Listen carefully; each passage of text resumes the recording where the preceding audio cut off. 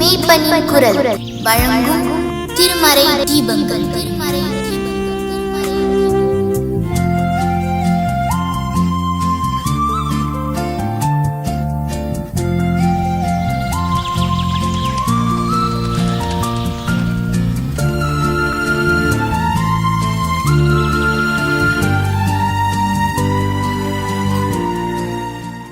கிறிஸ்துவுக்குள் எனக்கு அன்பான இறை உறவுகளே, இது தபசு காலம்.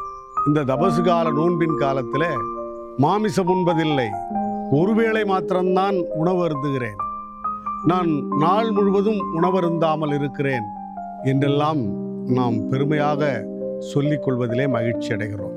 இப்படிப்பட்ட மகிழ்ச்சியால் என்ன இருக்கிறது?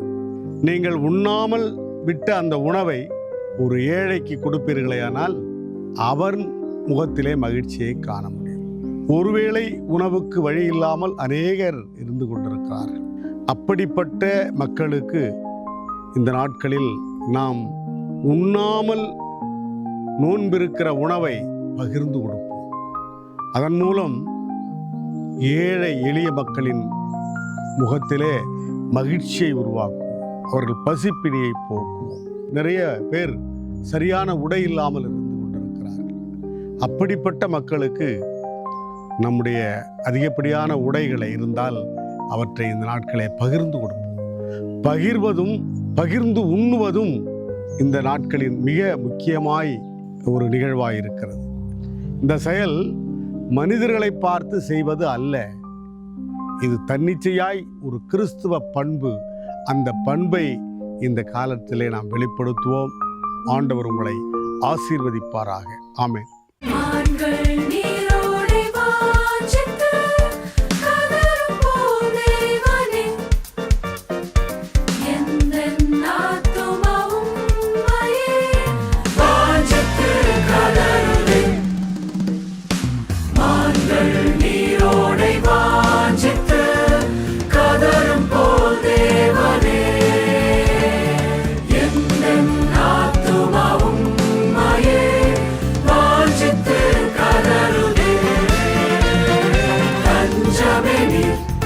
அடைக்கலம் நீர், கோட்டையும் நீர், என்றும் காப்பி.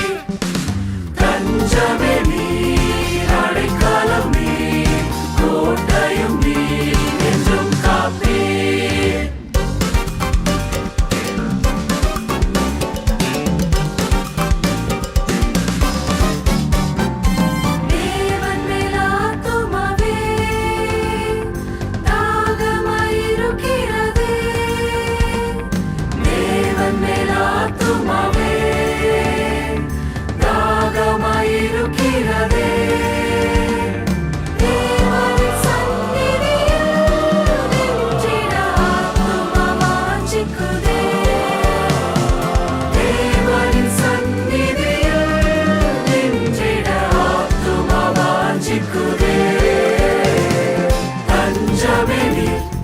அடைக்கலம் நீர், கோட்டையும் நீர், என்றும் காப்பி. தஞ்சமே நீர், அடைக்கலம் நீர், கோட்டையும் நீர், என்றும் காப்பி.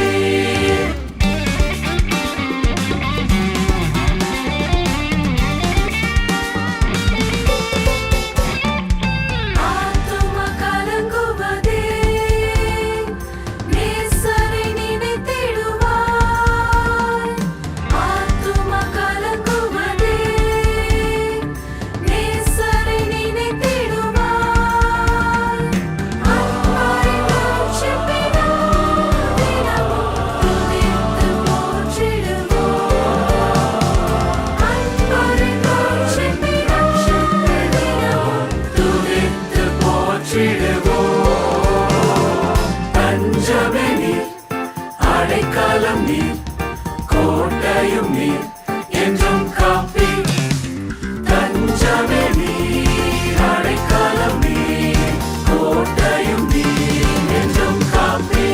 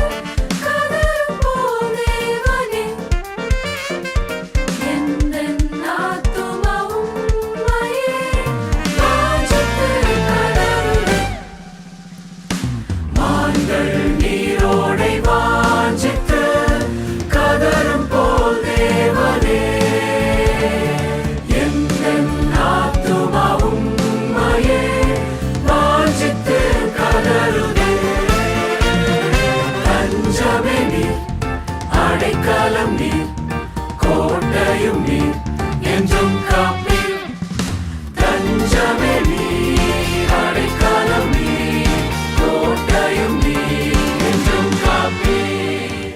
பெரிய வியாழக்கிழமை ராத்திரி ஆண்டவர் ஒலிவ மலையில் ஜெபித்து கொண்டிருந்த போது கூட்டமாக வந்து ஆண்டவரை பிடித்து கொண்டு போனார்கள். அப்புறம் ஆண்டவரை அன்னா காய்பாவனுடைய சனகரின் சங்கத்துக்கு கொண்டு போய் ஆண்டவரை விசாரித்தார்கள். ஆண்டவர் மீது நிறைய பொய் குற்றச்சாட்டுகளை சாட்டி ஆண்டவரிடத்தில் பதில் கேட்டார்கள். அப்புறம் அவர்கள் ஆண்டவருக்கு மரண தீர்ப்பு கொடுக்க முடியவில்லை அப்படிங்கிறதுக்காக பிலாத்துவனிடத்தில் கொண்டு போனார்கள், ஏரோதுவனிடத்தில் கொண்டு போனார்கள், பழையபடியும் பிலாத்துவனிடத்தில் கொண்டு வந்தார்கள். அதுக்கப்புறம் பிலாத்து கூட அவர்களை சமாதானப்படுத்துவதற்காக கொஞ்சம் அடித்து அவரை துன்புறுத்தி வெளியே விட்டுருவோன்னு சொல்லி அவரை அடிக்க கட்டளையிட்டாங்க. ரோம சேவர்கள் அடிக்கிறது பார்த்திங்கன்னா ரொம்ப கொடுமையாக இருக்கும் பார்த்துக்கோங்க. நேற்றுக்கு கூட நான் பிடி சாரை பார்த்தேன். உடனே எனக்கு என்ன ஞாபகம் வந்துருச்சுன்னு கேட்டிங்கன்னா, அந்த காலத்தில் நாங்கள் ஸ்கூலில் படிக்கும்போது பிடி சாரு கம்போடு தான் நிற்பாங்க. எப்படியும் அந்த ஸ்கூலில் ஒரு 2 அடியாவது வாங்காமல் யாரும் வெளியில் வந்திருக்க மாட்டாங்க பார்த்துக்கோங்க. அவங்க நல்லதுக்கு தான் அடித்தாங்க. நான் அவங்கள ரோம போச்சு. ஆனால் அவங்க சாதாரணமாக அந்த பெரம்பு அந்த காலத்தில் என்னமோ எண்ணெயிலெல்லாம் போட்டு வச்சுருப்பாங்கன்னு சொல்லுவாங்க, ஊற வச்சு. நமக்கு அது சரியாக ஞாபகம் இல்லைன்னு. ஆனால் ரோமர்கள் வச்சுருந்தது பார்த்திங்கன்னா இரும்பு குண்டு இருக்கும். அது ஒவ்வொரு தடவை நம்ம இதை அடிக்கும் போதும் இந்த சதையை பிச்சுக்கிட்டு வரும் பார்த்துக்கோங்க. அப்புறம் ஆண்டவருக்கு அதுக்கப்புறம் உணவு சாப்பிடவில்லை. அவர் சொல்லிட்டார், இனி என்னுடைய ராஜ்யத்துக்கு வருகிற வரைக்கும் நான் எதையும் புசிக்கவோ குடிக்கவோ செய்கிறதில்லை அப்படின்னு ஆண்டவர் சொல்லி முடிச்சிட்டார் அந்த இதுலன்ட்டு. அப்புறம் அவரை அடித்து உதைத்து சித்திரவதை பண்ணி ரத்தமெல்லாம் நான் ஏற்கனவே சொன்னது போல் அந்த ஒலிவ தோட்டத்தில் ஜெபம் பண்ணும்போது ரத்தமெல்லாம் வெளியேறிச்சு பார்த்துக்கோங்க. ஆக ஒரு கட்டத்தில் நல்ல வெயில், தண்ணி எல்லாம் வெளியே போயிடுச்சு. அப்போதான் வறண்டு போய் ஆண்டவர் சத்தம் போட்டார், தாகமாக இருக்குது. இந்த அனுபவம் நம்ம எல்லாருக்கும் பார்த்துக்கோங்க. நமக்கு லேஸ் தாகம்தான் தெரியும். நம்ம பாருங்கள், ட்ரெயினில் பஸ்ஸில் போகும்போது ஞாபகமாக தண்ணி வாங்கிட்டு போகிற அன்னைக்கு தாகமே வராது பார்த்துக்கோங்க. என்னைக்காவது தண்ணி கொண்டு போகாத அன்னைக்கு தான் பொல்லாத தாகம் வரட்டி எடுக்கும். நம்ம முன்னாடி 2-3 பேர் பாட்டில் வேற வச்சுருப்பாங்க. தண்ணி கேட்கலாமா கேட்கக்கூடாதுன்னு கூட பயமாக இருக்கும் பார்த்துக்கோங்க. ஏன்னா அந்த காலத்தில் நம்ம தாராளமாக தண்ணி கேட்கலாம். இப்போ எல்லாம் ரூபா கொடுத்து வாங்கி வச்சுருக்காங்க. அவர் கேட்டாலே ஒரு மாதிரி பார்ப்பார், 20 ரூபா கொடுத்து வாங்கி உங்களுக்கு கொடுக்கவா நான் வந்திருக்கேங்கிற மாதிரி. ஆக தாகம் கொடுமையான ஒரு அனுபவமாக இருக்க முடியும். ஆண்டவர் தம்முடைய சிலுவையின் போது தாகமாக இருக்கிறேன். ஆண்டவருடைய மனிதத்துவத்தை இந்த வசனம் காட்டுகிறது. ஆண்டவர் கடவுள்தான், ஆண்டவர் கடவுளுடைய மகன்தான். ஆண்டவர் படைப்பின் போதே இருந்தார். ஆண்டவர் இந்த உலகத்துக்கு வருவதற்கு முன்பாக கடவுளோடு இருந்தார். ஆபிரகாமோடு பேசினார், மோசேயோடு பேசினார். இந்த உலக வாழ்க்கைக்கு பிறகு மீண்டும் பிதாவோடு இருக்கிறார். ஆனால் இந்த உலகத்தில் இருக்கிற போது எந்த அளவுக்கு ஆண்டவர் கடவுளோ அதே அளவுக்கு முழு மனிதனாக வாழ்ந்தார். மனிதத்துவத்தை நாம் இங்கே பார்க்கிறோம். சில வசனங்கள் பாருங்க. லூக்கா 2ஆம் அதிகாரம் 52ஆம் வசனத்தில் ஆண்டவர் ஞானத்தில் வளர்ந்தார். ஒரு பிள்ளை எப்படி ஞானத்தில் கொஞ்சம் கொஞ்சமாக வளருதோ அதுபோல் ஆண்டவர் வளர்ந்தார். யோவான் 4ஆம் அதிகாரம் 6ஆம் வசனத்தில் ஆண்டவர் களைப்படைந்தார். மார்க் 4ஆம் அதிகாரம் 2ஆம் வசனத்தில் ஆண்டவருக்கு பசி வந்தது. 4ஆம் அதிகாரம் 38ஆம் வசனத்தில் ஆண்டவர் நித்திரையாயிருந்தார். அதுலேயும் பாருங்க, 10ஆம் அதிகாரம் 21ஆம் வசனத்தில் ஆண்டவர் களி கூர்ந்து, 11ஆம் அதிகாரம் 33ஆம் வசனத்தில் ஆண்டவர் வியாகுலப்பட்டு, 11ஆம் அதிகாரம் 35ஆம் வசனத்தில் ஆண்டவர் கதறி அழுதார்.